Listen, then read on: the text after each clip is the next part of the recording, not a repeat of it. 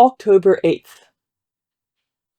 I drew more lines in my head last night and this morning, but before I'd created a satisfactory picture, we had a caller.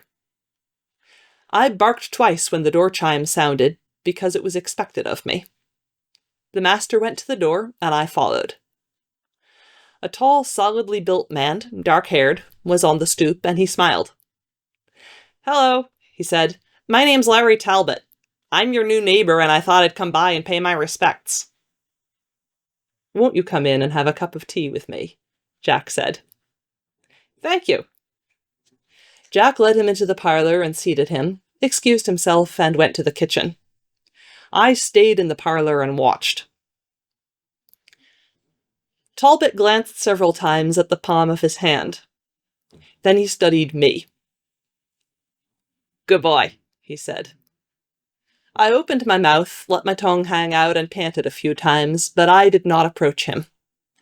There was something about the way he smelled, an underlying suggestion of wildness, that puzzled me.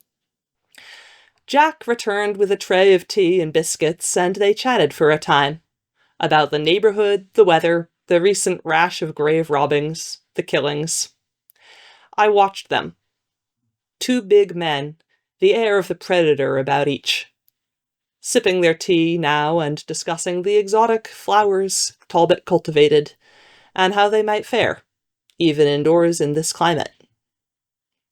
Then came a terrible crash from the attic.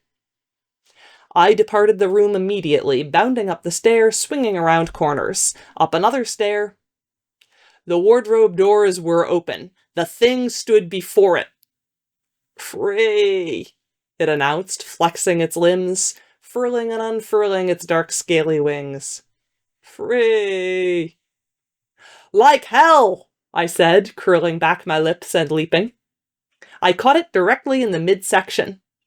Knocking it back into the wardrobe again, I slashed twice left and right as it sought to seize me. I dropped down and bit one of its legs. I roared and threw myself on it again, slashing faceward. It drew back, retreating to the rear of its prison, leaving a heavy scent of musk in the air. I shouldered the doors shut, reared up, and tried to close the latch with my paw. Jack entered just then and did it for me. He held his knife loosely in his right hand. "You are an exemplary watchdog, Snuff," he stated. A moment later, Larry Talbot came in.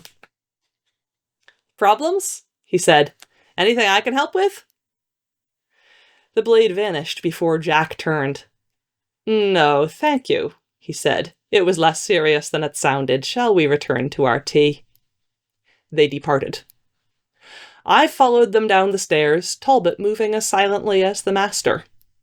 I'd a feeling, somehow, that he was in the game, and that this incident had persuaded him that we were too.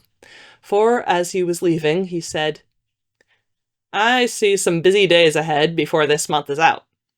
If you ever need help, of any sort, you can count on me." Jack studied him for several long moments, then replied, "Without even knowing my persuasion?" "I think I know it," Talbot answered. "How?" "Good dog you've got there," Talbot said. "Knows how to close a door." Then he was gone. I followed him home, of course, to see whether he really lived where he said he did. When I saw that he did, I had even more lines to draw. Interesting ones now, though. He never turned and looked back, yet I knew that he could tell I was behind him all the way. Later, I lay in the yard, drawing my lines. It had become a much more complicated enterprise. Footsteps approached along the road. Halted. "Good dog," croaked an ancient voice. It was the druid. There followed a plop on the ground nearby, as something he'd tossed over the garden wall landed. "Good dog." I rose and inspected it as he passed on along his way. It was a piece of meat. Only the most wretched of alley hounds might not have been wary. The thing reeked of exotic additives. I picked it up carefully, bore it to a soft spot beneath a tree, dug a hole there, dropped it in, covered it. "Bravo," came a sibilant voice from above.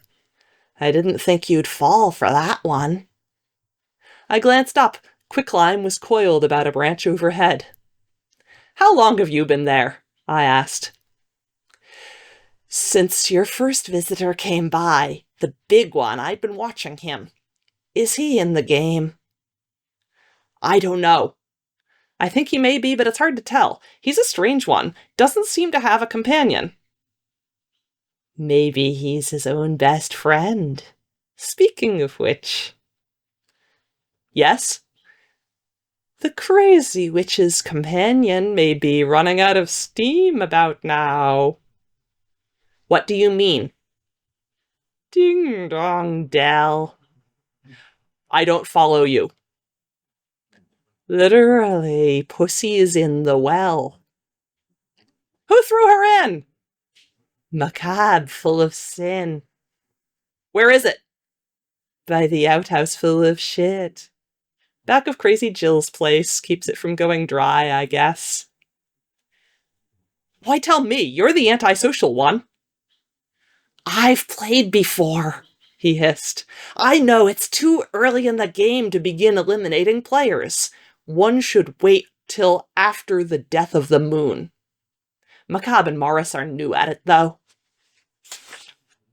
I was on my feet and moving. Pussyfoot, wet, wet, wet," I heard him chanting as I ran off toward the hill. I mounted the hill and raced down it toward Crazy Jill's, the landscape flowing to a blur about me. I pushed my way through a hedge when I reached her place, sought quickly, located the rooted and rock-girt structure bucket on its rim. I ran to its side, rested my forepaws upon the ledge, and peered down into it. There was a faint splashing sound below. "Gray!" I called. A very faint, "Here!" came to me. "Get off to the side! I'm going to drop the bucket!" I called. The splashing grew louder and faster. I pushed the bucket off the ledge and listened to it wind down, heard it splash. "Get in!" I called. If you've ever tried turning a crank with your paws, you know that it is rough work. It was a long, long while before I'd raised the bucket high enough for Graymalk to remove herself to the ledge. She stood there, drenched and panting. "How did you know?" she asked me. Quicklime saw it happen, felt the timing was bad, called me. She shook herself, began licking her fur.